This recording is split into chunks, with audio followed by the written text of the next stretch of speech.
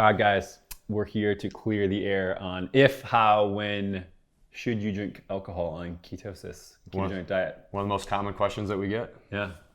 Hear this. This is my bottle of mezcal. So the answer that I give is that I drink. You drink, right? I do drink, yeah. You drink. Just to start off, I'm going to say that alcohol is not at all additive to your health. All these studies out there that go, oh, if you have one drink a day is whatever, like that's bullshit. Any drop of alcohol is actually bad for you. So it's not the same as going for a run. Yeah. You know, that glass of wine, same as going for a jog. It's not the same. There is no amount of alcohol that's additive to you. So and just put that out there. We know that we're not advocating for drinking alcohol as a health benefit, but we know that it is part of culture. I enjoy it, just the taste of it, and we'll get into that in a second. Mm-hmm. I'll do a little mezcal lesson for you. Yeah. And then two, I mean, I think that some of it comes with like a social participation, and that I think that sometimes that can be a stress relief, and you don't need alcohol for that at all. That's not what I'm saying, but it can be helpful. So yeah, I think it's it's that same question of what's most optimal and what's sustainable, and I think that on a keto diet, if you have everything else on point, you have your diet on point, you're moving, you're doing things to relieve stress. I think it's okay to have the occasional drink every now and then, especially in a social setting as a something to relieve some stress. But there are some things that you should be aware of if you're going to drink on a ketogenic diet. Yes. So one of them is I think the question that we get probably the most often is, can you drink on a ketogenic diet? Does it kick you out of ketosis? Mm-hmm. Yeah, and the answer to that is it depends on the drink that you're choosing.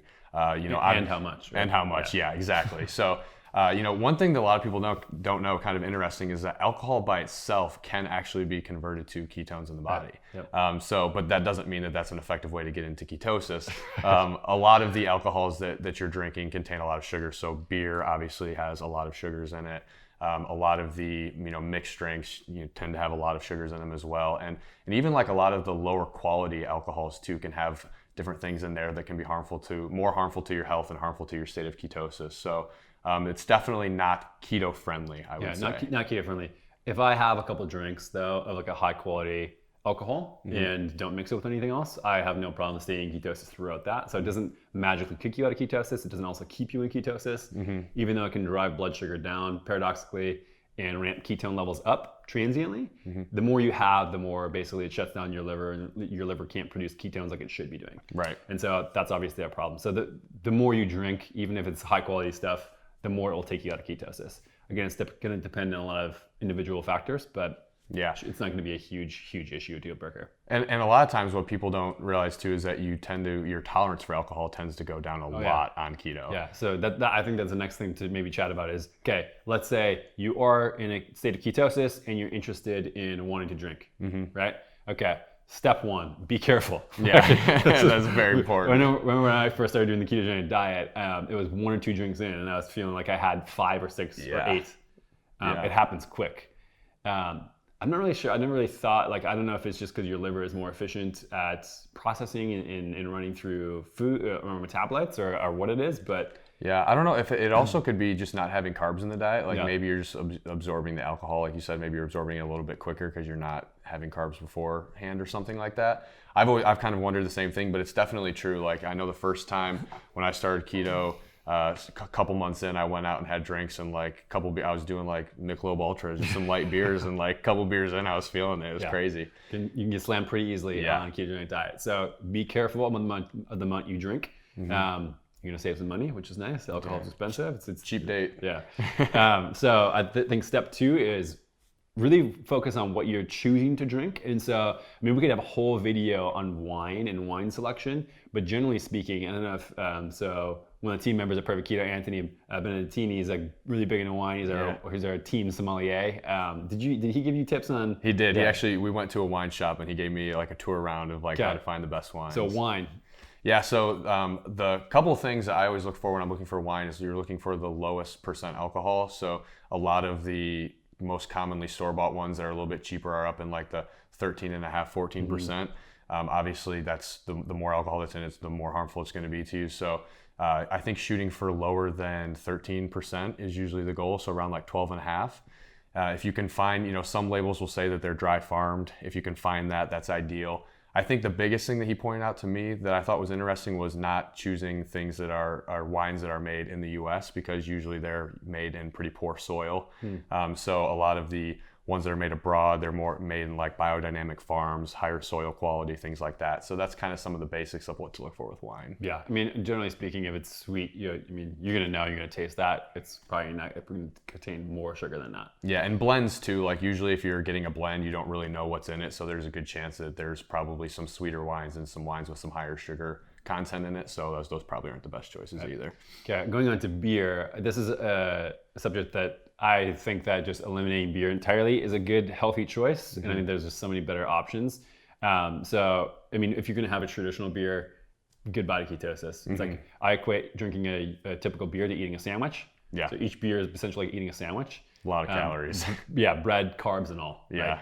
And so I know you can get, like you said, like some low carb beers exist, some gluten-free beers exist, but at that point, like you're just kind of getting a terrible version of what it should be anyways. Yeah. So my recommendation is just skip beer altogether. There's better choices. Not really helpful if you're on a ketogenic diet. Yeah. Your thoughts on Yeah, beer? same thing. I mean, there's a few beers out there, like he said, that are lower carb. I mean, to mention a few, like Michelob and I think Miller Lite and Corona Light, I think are the lowest carb beers out there, but none of those are really all that great. Yeah. So it's like, I think I've had a lot of people tell me, they're like, well, if I am going to have a beer, I'm probably just going to have a beer that I enjoy, and I'm not going to be having one of these low carb ones that doesn't really taste that good.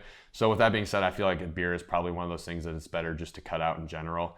There's not too many of them that are produced in a way that's going to be advantageous to your health. And I just react negatively to gluten. And so if I have a beer, even if it's a Corona Light, I'll get acne within 2 days. Yeah. So that's why I cut it out. But I mean, I think a good point that you make is if somebody, like the goal isn't always to stay in ketosis for the rest of your life at all times. And so if you just enjoy beer and want to have a craft beer every now and then, and it kicks you out of ketosis, that's fine too. Like, don't need to stress about this type of stuff to every single degree that you need to. Yeah, and that's something that I even do too. Like I used to be, I do enjoy the occasional beer, and I used to be one of those people who's like, okay, well, I want to have a beer, I'm going to have one of these light beers, but just really didn't enjoy it. So now kind of living this as more of a lifestyle, if I'm going to have a beer, I'm probably going to go for one that I enjoy, but just understand that it's going to probably kick me out of ketosis, and it's not going to be, the best thing if I have a particular health goal, but lifestyle. Okay, so next would be hard liquor. And so this is where I think people get into a lot of sneaky trouble. So if you go pretty much any single place and they make you a cocktail or a drink, you can have a massive amount of sugar in there. I don't care how fancy the menu looks or the type of words that they use for whatever extract or whatever, like they make every single drink everywhere sweet. That's just the way it is. Yeah, very true. And so any cocktail menu is gonna probably have 10, 20, 30 grams of carbs in it. Unfortunately. So I think the best thing to do there is either get something straight or neat or on the rocks, so the high quality liquor. I feel way better, and we'll get into what I drink typically. Or two is you get like a whatever in soda. So like a whiskey soda, tequila soda, vodka soda with some citrus. I think is a really good way to go if you're gonna drink hard liquor. Yeah, and I think the other thing with that too is that you're also getting some more water too with it. And because that could also be a contributing factor to why you tend to get drunk a lot quicker on ketos, because you're already a little bit more prone to dehydration on a ketogenic diet. So alcohol obviously dehydrates you. So I think that's one of the things there. So when you take this, if you're having hard liquors, having them with water and some lime and stuff like that is a great approach to also, if you don't want to do the necessarily alternating your drinks with water, it's kind of a way you can combine them. Right. Yeah. Yeah. So, but I would say just be careful of the cocktails in any kind of drink menu. It doesn't matter how fancy you are. I'll sometimes ask for them with no sugar, no syrup, stuff like that, but then they're just kind of bitter and weird and gross. And so I'd rather just drink whatever straight. So my drink of choice, what I found to be the best, and I'm kind of into like coffee and chocolate and wine and things that you can kind of get a little fancy with. Yeah. Would be mezcal. So here's one of my favorite bottles, El Holgorio. I don't know how to pronounce it. It's a tepestate. The reason I like mezcal is because people think it's, so maybe you ask me some questions here. We'll go through some mezcal. People think it's a type of tequila. Yeah, that's what I thought. Similar. So tequila is one type of agave. It's blue agave. What happens is though it's in mass production and it's not really regulated by the Mexican government. Mezcal though, there's about 40 plus plants of agave, different types of and varieties of agave. Okay. And the Mexican government wants to keep that like a prideful thing for Mexican culture, so they highly regulate it. So each bottle will have a lot of stickers from the Mexican government, and they're usually in very small batches. And so what happens there that the quality of it is usually just extremely high. And it's just, I don't know, it's just fun for me to drink. I have like 15 bottles over here. Yeah. And yeah, I mean, so this is something that I will just enjoy it. I'll sip on it and maybe have one or two, depending on, you know, at our holiday party, I had a little bit more. But these are the times where I feel best on it. I stay in ketosis the most. And I got here with just experimenting for what worked for me, like what I liked the most, what I didn't get hungover on, and whatever kept me in ketosis the most. And so that might be different for you. Maybe it's vodka or whiskey or whatever it is. Yeah. And so that, I mean, that's kind of an ethos we share is that like test, you got to test, you figure it out what works for you. Yeah. And a lot of people, I read an article I came across the other day that there's a lot of people out there who are trying to mass produce like basically fake liquors now. Yeah. So like a lot of the liquors that you're getting at stores, a lot of like whiskeys especially, they actually have like whiskey research institutes that are trying to prevent people from doing this, but there are people who are taking poor practices and trying to reproduce alcohol as these higher quality alcohols too. So if you can, just like you should focus on your food quality, if you are going to drink alcohol, focusing on your alcohol quality is going to make a huge difference. Yeah, I like to think about alcohol and drinking alcohol sort of like food choices. And so I think about it like a non-keto option. And so for instance, like maybe a food analogy would be a croissant, right? If I'm going to be in Paris, like screw it, I'm gonna eat a croissant. Like I don't care. Like I'm gonna eat one. Yeah. And I'm gonna enjoy the hell out of it. And I think that the same thing for me, but I'm not gonna like, if there's a croissant at some shitty deli in Austin, I'm not gonna eat that. Yeah. Like I'm just like, oh, whatever, this is like a croissant. But like if it's a special occasion, it's a really premium type of thing, I'll enjoy it and I'll sit with it. And so I think that drinking's the same way for me. If I'm at an event and it's just like Smirnoff vodka and soda, like I'm not gonna drink that. Like I will drink only when it's something that like it's an experience that I'm really enjoying, or it's like a quality of, you know, wine or mezcal. Like if I'm in Mexico City, I'm gonna drink mezcal, right? And so this is how I treat alcohol now. Is like I'm gonna be picky a little bit more about it, like the situations that I get myself into with it. Yeah, and another thing you brought up there that's pretty interesting is the food component. I think the probably the biggest problem with people on keto when they start drinking is that usually tends to lead to poor dietary choices as well. So it might not be the alcohol that's the problem, it's probably the pizza after the alcohol that's causing the big problem. It's a huge problem. Yeah. I think the last thing to wrap up with is it's already something that people don't do enough on a ketogenic diet, but be mindful of electrolytes. Yeah. So you can and will get very hungover on a ketogenic diet. It's way worse. If you drink and if you do not pound the electrolytes, you should already probably be doing way more electrolyte supplementation than you are, getting either pink salt, electrolyte tablets, whatever it is. But whenever I drink now, like I will hammer a handful of electrolyte tabs before, and then when I get home, and then when I wake up in the morning. Yeah, I think that's the biggest thing is trying to go in, if you are going to be drinking, prepare for it. So try to go in, you know, having some food in your stomach is probably a good thing so you don't get drunk as quick. Having a good level of hydration and having your electrolytes replenished is going to be a good thing.